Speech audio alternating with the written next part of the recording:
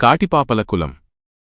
ఒక చారిత్రక అవలోకనం. కాటిపాపలు అనేది భారతదేశంలోని కొన్ని ప్రాంతాలలో కనిపించే ఒక సంచార జాతి. వీరు తమ జీవనాధారంగా కనికట్టు విద్యను ప్రదర్శిస్తూ ప్రజలను అలరిస్తూ ఉండేవారు. ఈ కులం గురించి చరిత్ర పూర్తిగా స్పష్టంగా లేనప్పటికీ కొన్ని ప్రాచీన గ్రంథాలు మరియు జానపద కథల ద్వారా వీరి గురించి కొంత సమాచారం తెలుసుకోవచ్చు. పురాణాల ప్రకారం సత్యహరిశ్చంద్రుని వారసులు. కొన్ని పురాణాల ప్రకారం కాటిపాపలు సత్యహరిశ్చంద్రుని వారసులుగా చెప్పుకుంటారు. శ్మశానాలతో సంబంధం.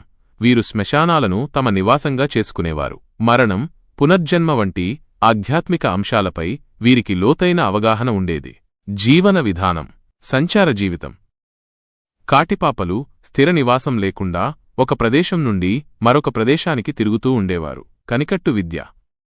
వీరు నోటి నుండి అగ్ని, పాములు, రాళ్ళు వంటి వాటిని వెలువరించే కళను కలిగి ఉండేవారు. ఈ కళను ప్రదర్శించి ప్రజలను ఆశ్చర్యపరిచి వారి నుండి దానధర్మాలు స్వీకరించేవారు. సంగీతం మరియు నృత్యం. కనికట్టు విద్యతో పాటు వీరు సంగీతం మరియు నృత్యాన్ని కూడా ప్రదర్శించేవారు. సామాజిక స్థితి.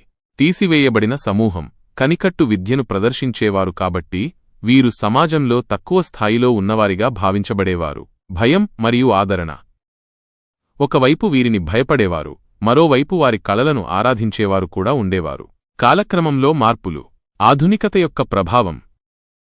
కాలక్రమంలో సమాజంలో చాలా మార్పులు వచ్చాయి. ఆధునికత యొక్క ప్రభావంతో కనికట్టు విద్య వెనుకబడిపోయింది. సామాజిక సమస్యలు.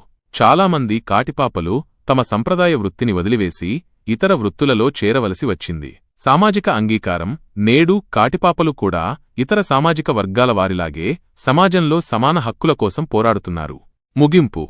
కాటిపాపల కులం భారతదేశ సంస్కృతిలో ఒక ముఖ్యమైన అంశం. వీరి జీవితం, కళలు, సంప్రదాయాలు భారతీయ సంస్కృతికి ఒక ప్రత్యేకమైన రంగును అందించాయి. అయితే కాలక్రమంలో వీరు ఎదుర్కొన్న సామాజిక సమస్యలు మరియు ఆధునికత యొక్క ప్రభావం వల్ల వీరి సంప్రదాయాలు క్రమంగా కనుమరుగవుతున్నాయి.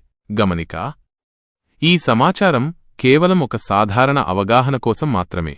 కాటిపాపల కులం గురించి మరింత లోతుగా అధ్యయనం చేయాలంటే సంబంధిత గ్రంథాలు మరియు పరిశోధన పత్రాలను పరిశీలించడం మంచిది.